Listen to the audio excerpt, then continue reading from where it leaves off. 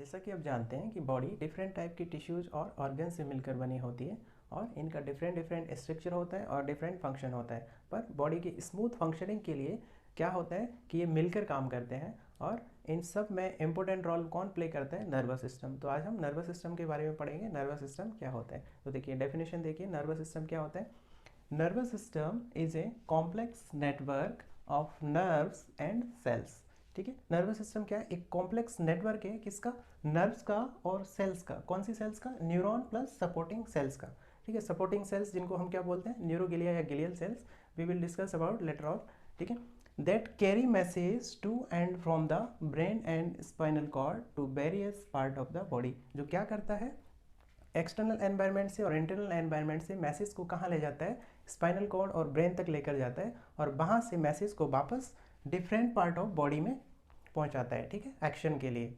तो nervous system किससे मिलकर बना होता है? नर्व्स और सेल से मिलकर बना है। तो नर्व्स किससे मिलकर बनी होती है? न्यूरॉन से मिलकर बनी होती है। तो न्यूरॉन्स क्या है? नर्वस सिस्टम की smallest structural and functional unit है, जिसको हम क्या बोल सकते हैं? बेसिक यूनिट या फिर माइक्रोस्कोपिक यूनिट भी बोल सकते हैं। जैसे बॉडी की smallest structural and functional unit क्या है? सेल्स है, और किडनी की नेफ्रॉन है। ठीक है, तो ऐसे ही नर्वस सिस्टम की क्या है?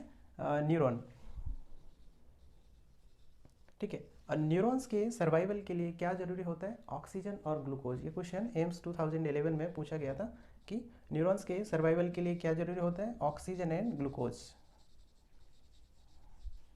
ठीक है, और न्यूरॉन्स के काउंट की बात करें तो लगभग 300 बिलियन न्यूरॉन्स किस में होते हैं? ब्रेन में। और 100 बिलियन न्यूरॉन किस में होते हैं? स्पाइनल कॉर्ड में।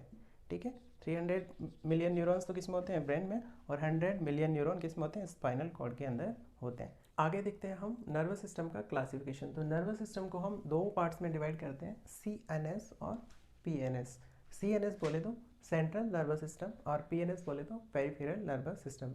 ठीक है, सेंट्रल नर्वस सिस्टम को हमने दो पार्ट्स में डिवाइड किया है, ब्रेन और स्पाइनल कॉर्ड। ठीक है, ब्रेन को क्या बोलते हैं और दूसरा नाम क्या है ब्रेन का? एनसेफेलॉन। ठीक है, और स्पाइनल कॉर्ड तो ठीक है। तो ब्रेन को हम एनसेफेलॉन बोल रहे हैं, तो ब्रेन को भी हम तीन पार्ट्स में डिवाइड किया है, फोर ब्रेन, मिड ब्रेन और हाइंड ब्रेन। ठीक है, फोर ब्रेन को और क्या नाम देते हैं? प्रोसेंसेफेलॉन। मिड ब्रेन को क्या नाम देते हैं? मेसेंसेफेलॉन। और हाइंड ब्रेन को क्या नाम देते हैं? रोम्बेनसेफेलॉन। ठीक है, ब्रेन और स्पाइनल कॉर्ड कहाँ होते हैं? ब्रेन तो स्कल में होता है और स्पाइनल कॉर्ड वर्टिब्रल कॉलम होती है, उसमें क्या होता है? स्पाइनल कॉर्ड होती है। ठीक है, तो ब्रेन को कितने पार्ट्स में डिवाइड किया? तीन पार्ट्स में, फोर ब्रेन, मिड ब्रेन और हाइंड ब्रेन। फोर ब्रेन को और क्या बोल रहे थे? प्रोसेंसेफेलॉन। मिड ब्रेन को मेसेंसेफेलॉन और हाइंड ब्रेन को क्या बोल रहे हैं? रोम्बेनसेफेलॉन।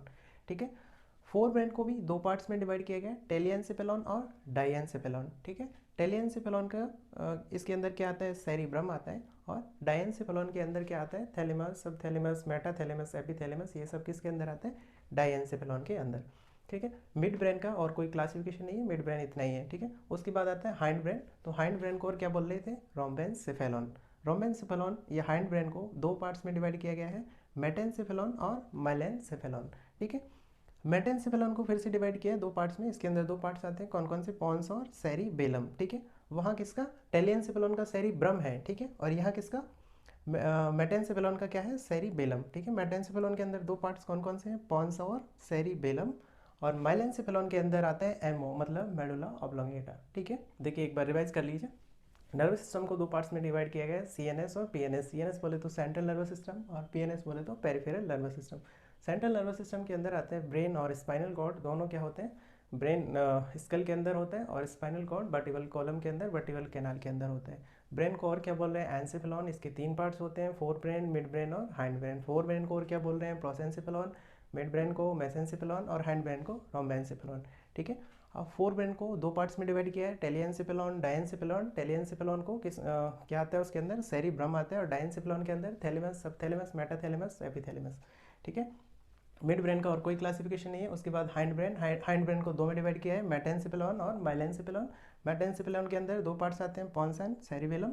और माइलेनसेफेलॉन के अंदर मेडुला ऑब्लोंगेटा। ठीक है, तो नर्वस सिस्टम को हमने दो पार्ट्स में डिवाइड किया था, CNS और PNS। तो सेंट्रल नर्वस सिस्टम का तो हमने क्लासिफिकेशन देख लिया, ब्रेन और स्पाइनल कॉर्ड। अब देखते हैं पेरिफेरल नर्वस सिस्टम का क्लासिफिकेशन। तो पेरिफेरल नर्वस सिस्टम को दो पार्ट्स में डिवाइड करके पढ़ सकते हैं, दो क्लासिफिकेशन करके, एनाटॉमिकल क्लासिफिकेशन और फिजियोलॉजिकल क्लासिफिकेशन। ठीक है, एनाटॉमिकल क्लासिफिकेशन की बात करें तो इसको दो पार्ट्स में डिवाइड किया गया है, क्रेनियल नर्व और स्पाइनल नर्व। क्रेनियल नर्व जो होती है वो कहाँ से अराइज होती है, ब्रेन से, ठीक है, ब्रेन से अराइज होगी।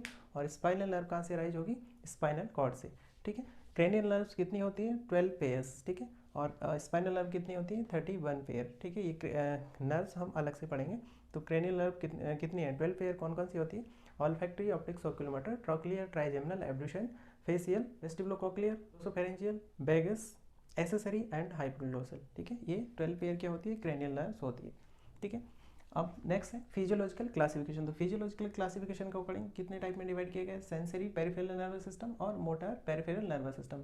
तो सेंसरी नर्वस सिस्टम को भी दो पार्ट्स में डिवाइड कर सकते हैं, स्पेशल और जनरल, ठीक है। सेंसरी क्या करेगी, सेंस को लेके कहाँ तक जाएगी, ब्रेन और स्पाइनल कॉर्ड तक, ठीक है। और मोटर क्या करेगी, वापस ब्रेन और स्पाइनल कॉर्ड से रिफ्लेक्स कहाँ तक लाएगी, ऑर्गन्स तक लाएगी।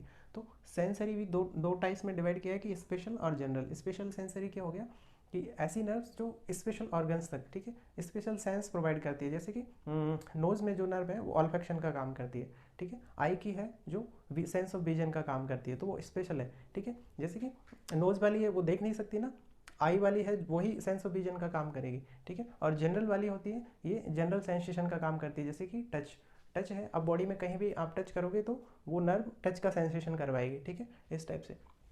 तो मोटर को भी दो पार्ट्स में डिवाइड किया गया, सोमेटिक और autonomic nervous system. Somatic nervous system जो हमारी वॉलेंट्री मसल्स को सप्लाई होता है, ठीक है, अंडर कंट्रोल है हमारे, वो वाले कौन सी है, सोमेटिक। और ऑटोनॉमिक क्या है, जो हमारे कंट्रोल में नहीं है। तो ऑटोनॉमिक को दो पार्ट में डिवाइड किया गया, सिंपैथेटिक और पैरासिम्पैथेटिक।